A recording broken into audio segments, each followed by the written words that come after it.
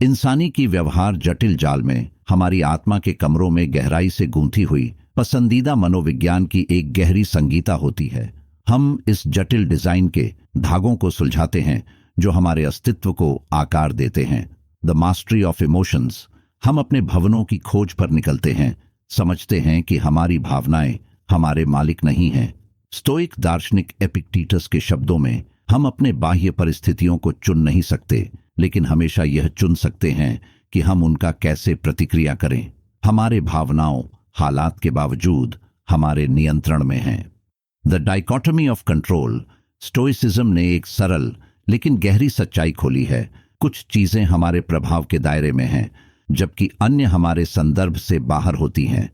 हम उन चीजों पर अपनी ऊर्जा केंद्रित करते हैं जो हम कंट्रोल कर सकते हैं, हमारी चुनौतियों और रवैयों पर। The impermanence of life. जैसे कि मार्कस ऑरेलियस ने हमें जीवन की अस्थायिता के बारे में समझाता है। जीवन की क्षणिकता हमें हर पल पूरी तरह से ग्रहण करने की प्रेरित करती है, क्योंकि अंत में सभी सामग्री गायब हो जाती है, केवल हमारी चुनौतियों और चरित्र की गौंड बचती है। The power of perception. हमारे दृष्टिकोण हमारी वास्तविकता को आकार देते हैं। स्टोइसिज्म की शिक्षाओं के माध्यम से हम समझते हैं कि घटनाएं ही नहीं, बल्कि हमारे उन घटनाओं की हमारी व्याख्याओं को व्यथित करती हैं। गुणवत्ता के साथ एक दृष्टिकोण चुनकर हम परेशानियों को पार करते हैं। The virtue of resilience. Seneca stoic दर्शन का एक मजबूत समर्थक परीक्षणों के मुख्यधारा की महत्ता को सराहते हैं। परेशानी सहनशीलता हमारे चरित्र को कठोर बनाने की भव्यता के रूप में सेवा करती है, हमें और मजबूत और प्रतिरोधी बनाने के लिए। The pursuit of inner tranquillity. Stoicism हमें जीवन की उथल पुथली लहरों में अंतरंग शांति की ओर निर्देशित करता है।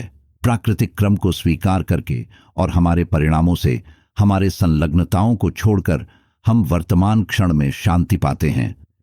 The art of acceptance.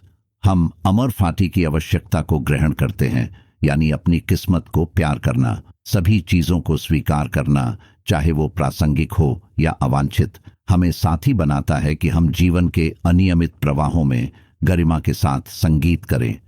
The discipline of desire. Stoicism हमें संतोष के मार्ग को प्रकट करता है। हमारी इच्छाओं को उन सामग्रियों या परिस्थितियों के साथ सामंजस्य देते हैं जो हमारे कंट्रोल में हैं। बाहरी संपत्ति या परिस्थितियों से हमारी खुशी को छोड़कर हम संतोष की एक गहरी अनुभूति पाते हैं। The strength of mindfulness. Stoicism के गहरे सिद्धांतों के माध्यम से हम प्रसन्न और संवेदनशील रहने की प्रैक्टिस करते हैं। इस बढ़ी हुई जागरूकता से सोची गई कार्रवाई की जा सकती है।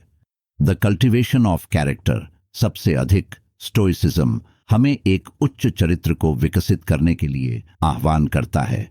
धर्म और ईमानदारी के प्रति एक दृढ़ समर्पण। जैसे हम अपने चरित्र को पुराने करते हैं, हम अपने भविष्य के लिए मूल्य और प्रतिरोधी जीवन का निर्माण करते हैं।